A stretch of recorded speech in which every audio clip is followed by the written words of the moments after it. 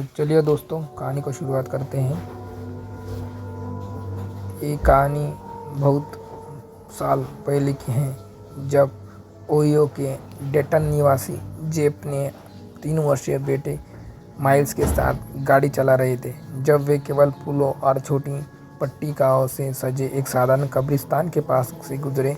यह मूलतः एक विशाल बगीचे जैसा दिखता है, जेप ने पॉडकास्ट मॉन्स्टर अमंग अस पर बताया। जेप के अनुसार जब वे वहां से गुजरे तो उनका बच्चा, जो खुशी से गा रहा था, अचानक रुक गया। कब्रिस्तान की ओर इशारा करते हुए बोला, इन सभी लोगों को तो देखो।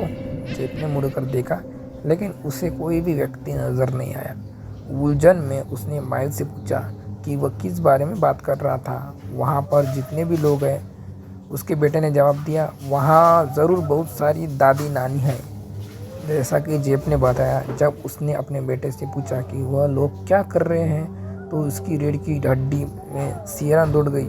माइस ने कहा, वे सभी वहाँ खड़े घास की ओर देख रहे हैं। बातचीत से पूरी तरह से परेशान जेप ने गाड़ी तेज कर दी और घर चले गए। उसी दिन बाद में उन्होंने बताया कि उनका छोटा बेटा टीवी देख रहा था।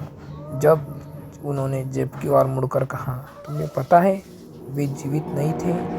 यह सोचकर कि माइल्स कार्टून की बात कर रहे थे, जेब ने कहा, उनका क्या मतलब है? जिन लोगों ने वो हमने देखा, वे सभी रुक गए थे।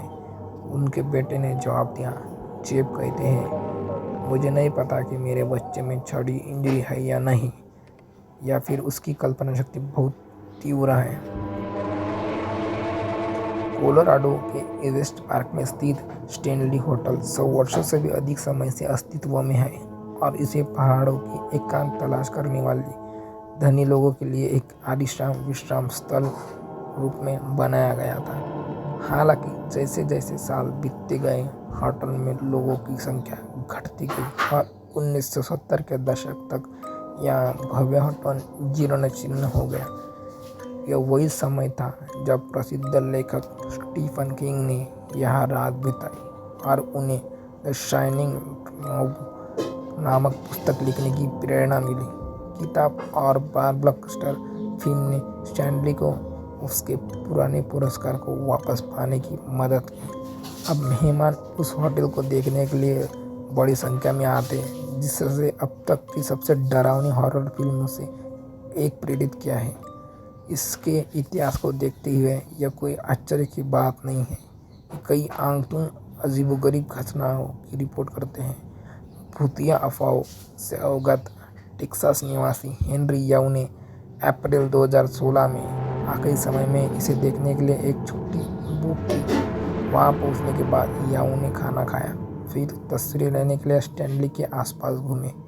सीढ़ियों पर रुककर उन्होंने लोगों के उस जगह को खाली करने का इंतजार किया, फिर बिना कुछ सोचे समझे एक तस्वीर खींच ली।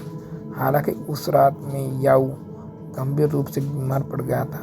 उसने today.com को बताया, मुझे बहुत बीमारी का एहसास हुआ था। मुझे कमी होने लगी थी। मुझे लगा कि कुछ गड़बड़ है। उसके साथी ने उसे आपातकालीन कक्ष में जाने का सुझाव दिया, लेकिन याऊ ने मना कर दिया। घर लौटते समय याऊ ने अपने द्वारा खींची गई तस्वीरें को देखना शुरू किया। तभी उसे पता चला कि सीढ़ियों पर खड़े किसी व्यक्ति की तस्वीर वास्तव में बहुत ही अजीब थी, सिवाय उसके कि वही कोई नहीं था। अगले दिन उन्होंने इंस्टाग्राम पर फोटो पोस्ट की, जिनमें उन्होंने मजाक में ही कहा कि उन्होंने एक भूत को कैद कर लिया है और दुनिया ने इस पर ध्यान दिया। लगभग रातों रात याऊ ने खुद को अपने भूत वाली तस्वीर के साथ सुर्खियों में पाया, जिससे वैश्विक मीडिया आउटलेट्स और पैरानॉर्मल विशेषज्ञों को ध्यान आकर्षित किया, जो फोटो की जांच करना चाहते थे। उन्होंने कहा, कुछ विशेषज्ञों का कहना है कि 2 भूत हैं और अन्य लोगों का कहना है कि मेरे बीमार होने के कारण यह भूत भौतिक रूप में कोशिश कर रहा था, मुझसे ऊर्जा ले रहा था। इसके बारे में बहुत सिद्धांत हैं और याचू क्या सोचते हैं मुझे कुछ पता नहीं। वे हंसते हुए कहते हैं, वैली हाउस की भूतिया कहानी। यदि भूत प्रेत ऐसी कोई चीज़ नहीं है, तो सैन डियो के वैली हाउस में होने वाली अलौकिक घटनाओं को बारे में जैसे अमेरिका का सबसे पेरियोडिक घर कहा जाता है। वैली हाउस एंड म्यूजियम के परिचालक प्रबंधक विक्टर सेंटाना ने कहते हैं, मैं निश्चित रूप से उस समय मौजूद था जब लोग दावा करते थे कि वे कुछ सुनते हैं और कुछ मामलों में तो भूत प्रेत भी दिखते हैं। अपनी अस्पष्ट घटनाओं के लिए व्यापक रूप से प्रसिद्ध एक ऐतिहासिक घर का निर्माण 1856 में थॉमस वेली ने करवाया था, जो एक पूर्व न्यूयॉर्कर थे और गोल्ड रश के दौरान पश्चिम आए थे। यह बहुत संभव है कि वेली को इस ज़मीन पर आकर्षक सौदा मिला, क्योंकि वह एक समय सेंट डियोने फांसी घर का था, एक ऐसी जगह जहां अनगिनत अपराधियों को फांसी दी जाती थी। हालांकि उन्हें ठीक से पता नहीं था कि उस स्थान पर कितने लोग मारे गए, लेकिन सेंटाना का कहना है कि उनमें से एक कैदी की मौत हुई है। वेली हाउस के मैनेजर कहते हैं ये कि जिम रॉबिन्स का नाव चुराने के बाद मौके पर ही मार दिया गया था। किंवदंती कहती है कि थॉमस वेली वास्तव में उस फांसी का गवाह था, चाहे यह सच हो या नहीं। सेंटाना का कहना है कि वेली के बाद अनेक वर्षों में अपने घर में भूत घटनाओं की रिपोर्ट की थी, जिसमें उन्होंने बताया था कि जब वो अपने कार्यालय में काम करते थे तो सीढ़ियों से ऊपर नीचे आते जाते भारी कदमों की आवाज़ें आती रहती थी। वे कहते हैं कभी कभी उन्हें किसी आदमी की गुड़गुड़ाहट सी सुनाई देती है और वे उसका श्रेय ये कि जेम्स रॉबिन्सन्स को देते हैं।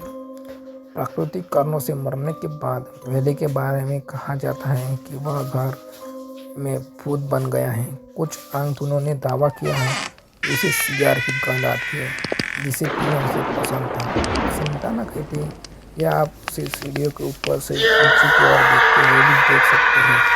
वेली हाउस में होने वाले अन्य रहस्यमय घटनाओं में लैवेंडर के स्पष्टीकरण गंध शामिल है, जिसे वेली की पत्नी के परफ्यूम के कारण माना जाता है। साथ ही वेली परिवार में पालतू जानवरों की संभावित भूत प्रेत भी शामिल है। सेंटाना कहते हैं आपको ऐसा महसूस हो सकता है कोई चीज़ आपको पैर को छू रही है, यहाँ तक कि कुछ मामलों में आपके पैर को काट भी रही है और उन्हें लगता है कि यह परिवार का कुत्ता है। क्या सेंटाना ने कभी वहाँ कोई प्रेत देखा है?